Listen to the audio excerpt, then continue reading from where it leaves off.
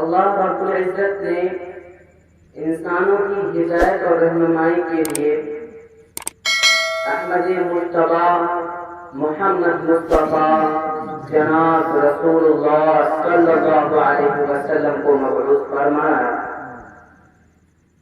آپ کی ذات گرامی تمام نبیوں اور رسولوں میں افضل اور اعلیٰ ہے۔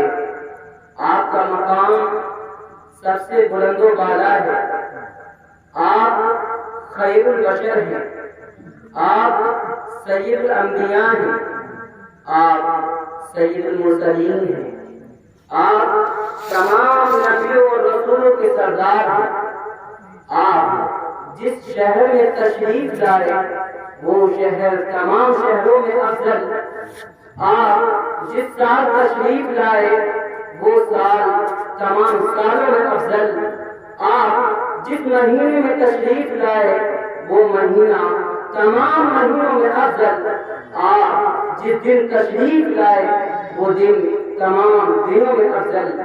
آپ جس خاندان میں تشریف لائے وہ خاندان تمام خاندانوں میں افضل۔ آپ جس گھر میں تشریف لائے وہ گھر تمام گھروں میں افضل۔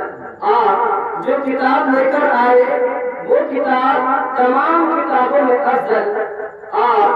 آپ کے صحابہ تمام نبی اور رسولوں کے حوارین اور ساتھیوں میں افضل۔ اور آپ نے جو اخلاقی اور معاشرتی نظام بنایا وہ نظام تمام نظاموں میں افضل۔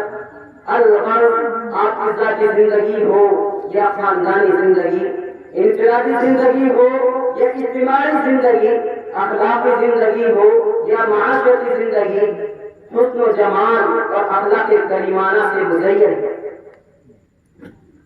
شاعر کہتا ہے یا صاحب الجمال و یا سید البشر من وجهك المنیر لقد نور القمر لا يمكن الثناء كما كان حقه بعد از خدا بزرگ توی قصہ مختصر۔ اے حسن و جمال کے مالک، اے انسانوں کے سردار، تیرا چہرہ چاند کی روشنی سے بھی زیادہ روشن ہے، بلکہ چاند کی روشنی تیرے چہرے کی روشنی کے سامنے پھیکی پڑ چکی ہے۔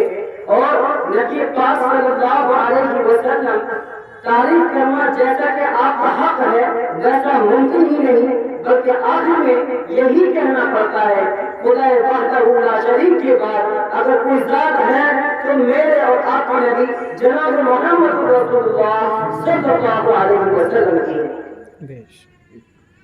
میرے بھائیوں،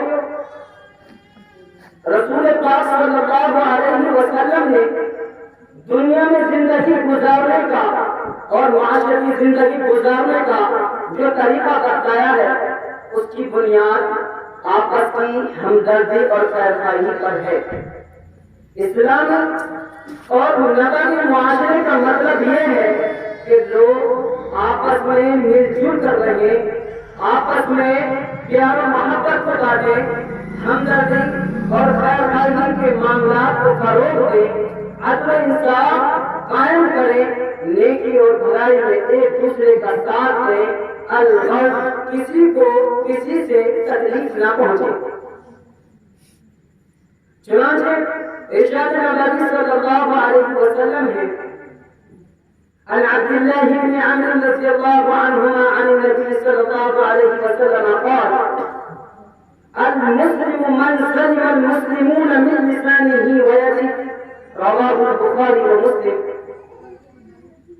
حضرت عبداللہ بن عمرو رضی اللہ عنہما فرماتے ہیں کہ نبی پاک صلی اللہ علیہ وسلم کی زبان مبارک سے الفاظ نکلے کہ سچا اور پکا مسلمان وہ ہے جس کی زبان اور ہاتھ سے دوسرے مسلمان محفوظ ہو۔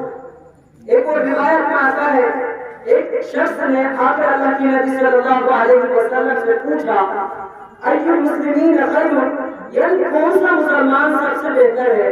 اس نے بھی اللہ کے نبی صلی اللہ علیہ وسلم نے یہی ارشاد فرمایا سچا اور پکا مسلمان وہ ہے جس کی زبان اور ہاتھ سے دوسرے مسلمان محفوظ ہو۔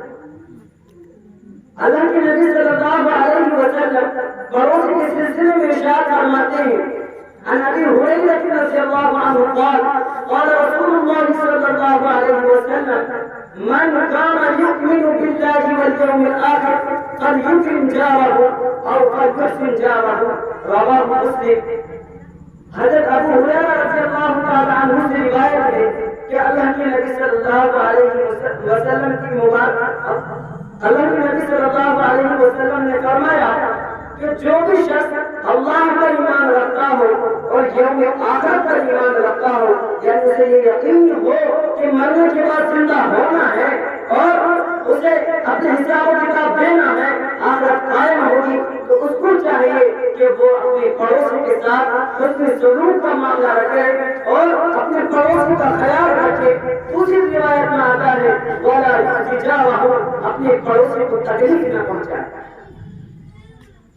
اللہ کے نبی صلی اللہ علیہ وسلم ارشاد فرماتے ہیں الخلق رجال اللہ فحق الخلق الى عیاله من احسن الیہ، یعنی تمام مخلوق اللہ کا کنبہ ہے اور اس کے کنبے میں سب سے بہترین شخص وہ ہے جو اس کے کنبے کے ساتھ اچھا سلوک کرے.